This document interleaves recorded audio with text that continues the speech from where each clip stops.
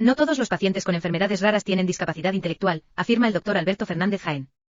Hola amigos, decía Marie Curie que nada en la vida debe ser temido, solo comprendido. Recientemente, un año más, el 29 de febrero, se ha celebrado el Día Mundial de las Enfermedades Raras. Y siempre digo que poco sabemos de las enfermedades raras, su verdadera prevalencia, cuántos pacientes realmente están afectos, su expresión clínica real. Por este y otros motivos, hace años creamos la unidad, la sección de neurogenética, para intentar dar luz y atención a los pacientes con diferentes trastornos neurogenéticos, que en su mayoría son auténticas enfermedades raras. Y en ese día a día nos sorprendemos por la elevada variabilidad clínica, por la elevada variabilidad fenotípica de estos trastornos neurogenéticos. En breve vamos a presentar, en concreto, en la Sociedad Española de Neurología Infantil, en el Congreso Nacional de esta sociedad que tendremos dentro de un par de meses, un grupo de niños con síndrome de Guillain-Barré que no tienen discapacidad intelectual. ¿Y por qué hago este matiz? Porque hasta la fecha este síndrome, vinculado a mutaciones o a deleciones del gen RAI1, se había vinculado históricamente a la discapacidad intelectual o al autismo prácticamente presente en la totalidad de los casos. Sin embargo, la serie que llevamos, ninguno de esos casos tiene discapacidad intelectual. Recientemente, en el año 2023, Linders y colaboradores publican un trabajo en el que demuestran que aproximadamente el 10-15% de los niños con este síndrome, de los niños con este trastorno genético, no tienen discapacidad intelectual, tienen una capacidad intelectual por encima de 85. ¿Cuántos niños sin discapacidad intelectual y sin anomalías físico-faciales tendrán realmente trastornos neurogenéticos o enfermedades raras? Pues numerosísimos seguro. El gran problema es que hasta la fecha los estudios genéticos se han destinado eminentemente a niños con graves problemas en la capacidad intelectual, con trastornos del espectro autista muy graves, con epilepsias o encefalopatías epilépticas de muy mal control, niños con malformaciones cerebrales, con malformaciones cardíacas o malformaciones viscerales, o dismorfias o anomalías físico-faciales que hacían sospechar al profesional de la presencia de un trastorno genético subyacente.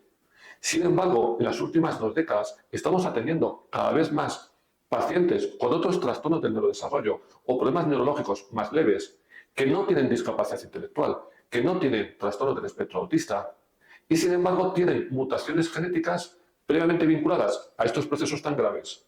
Y sin embargo estos pacientes tienen trastornos específicos del lenguaje, trastornos graves del desarrollo de la coordinación, trastorno por déficit de atención y hiperactividad o TDAH, algunos con o sin anomalías físico-faciales características. ¿Cuál será entonces la verdadera expresividad clínica, el perfil fenotípico de estos trastornos neurogenéticos o enfermedades raras? No lo sabemos, pero sin duda mucho mayor del establecido hasta ahora.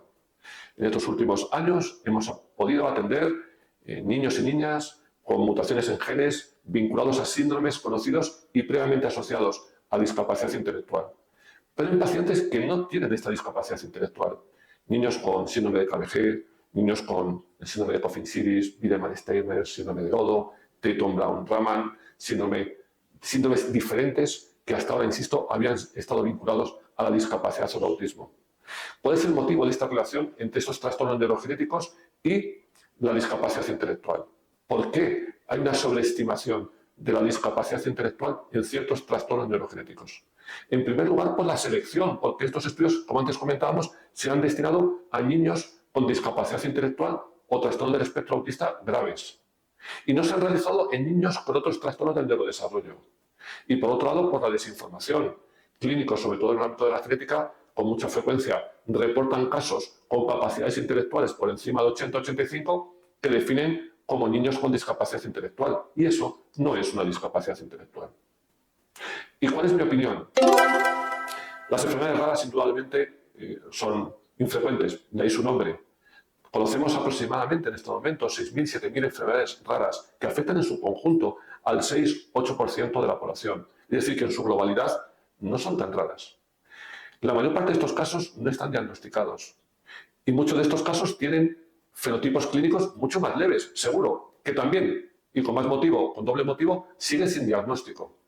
Y esto genera con mucha frecuencia a las familias una sobrepreocupación, porque cuando acceden a información, a reportajes, a reportes, a artículos vinculados a ese trastorno genético, lo que leen en ellos es que la mayoría o la totalidad de los casos afectos tienen discapacidad intelectual, lo cual indudablemente no siempre es cierto.